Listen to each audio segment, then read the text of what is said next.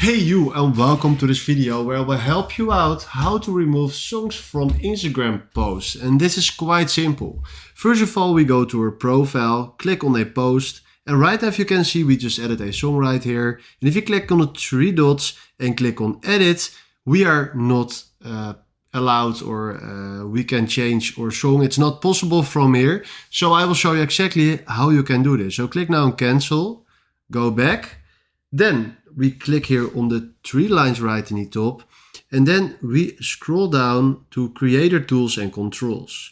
Click on branded content and make sure that your status is eligible and you turn on the branded content. So right now what you can do is if you go back, and we go to the post, you click on the three dots, right, and then click on partnership, label and ads. Right now click on add paid partnerships label, then do done. And right now Instagram is not allowed to put music on a paid partnership. So right now if you click here on this post, the music got removed. So this is the way how you can remove songs from an Instagram post also after posting, but this is the best way to do this. Alright, thanks for watching and have a wonderful day.